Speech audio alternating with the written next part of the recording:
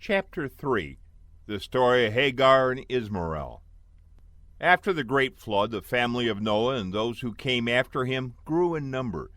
The earth began to be full of people once more. But there was one great difference between the people who had lived before the flood and those who lived after it. Before the flood, all the people stayed close together, so that very many lived in one land, and no one lived in other lands. After the flood, families began to move from one place to another, seeking for themselves new homes. Some went one way, and some another, so that as the number of people grew, they covered much more of the earth than those who had lived before the flood. Part of the people who went up to the north and built a city called Nineveh, which became the ruling city of the great land called Assyria, whose people were called Assyrians, and settled by the great river Nile, and founded the land of Egypt, with its strange temples and pyramids, its sphinx and its monuments. Another company wandered northwest until it came to the shore of the great sea, which they called the Mediterranean Sea.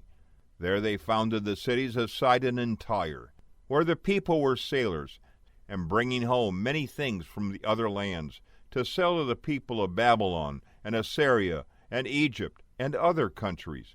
Among the many cities which the people built were two called Sodom and Gomorrah. The people in these cities were very wicked, and were nearly all destroyed. One good man named Lot and his family escaped. There was another good man named Abraham, who did not live in these cities. He tried to do God's will and was promised a son to bring joy into his family. After Sodom and Gomorrah were destroyed, Abraham moved his tent and his camp away from that part of the land, and went to live near a place called Ger, in the southwest, not far from the great sea. And there at last a child whom God had promised to Abraham and Sarah his wife was born, when Abraham his father was a very old man. They named this child Isaac, as the angel had told them he should be named. And Abraham and Sarah were so happy to have a little boy that after a time they gave a great feast, and invited all the people to come and rejoice with them, and all in honor of the little Isaac. Now Sarah had a maid by the name of Hagar, an Egyptian woman who ran away from her mistress and saw an angel by the well, and after came back to Sarah. She too had a child, and his name was Ishmael.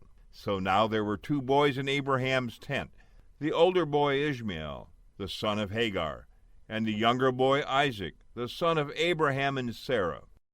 Ishmael did not like little Isaac, and did not treat him kindly.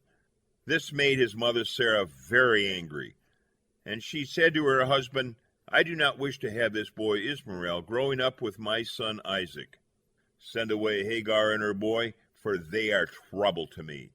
And Abraham felt very sorry to have trouble come between Sarah and Hagar, and between Isaac and Ishmael.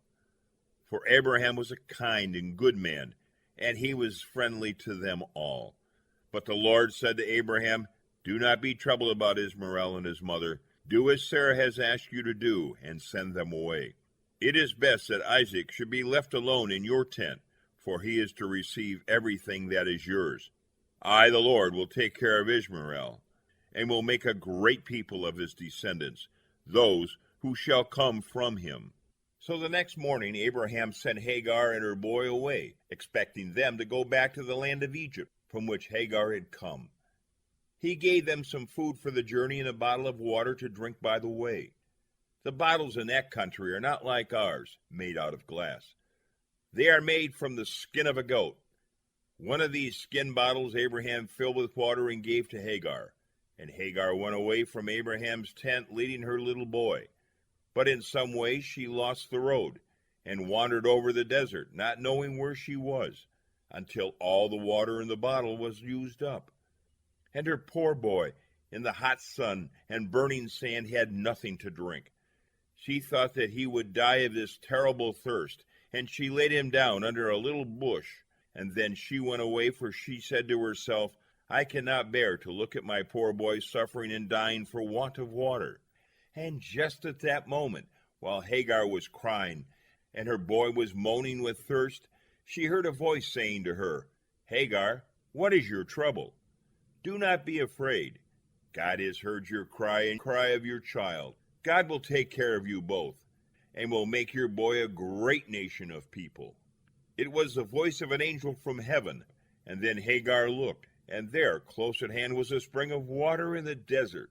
How glad Hagar was when she filled the bottle with water and took it to her suffering boy under the bush. After this, Hagar did not go down to Egypt.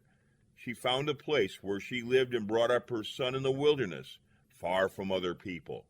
And Ishmael grew up in the desert and learned to shoot with bow and arrow.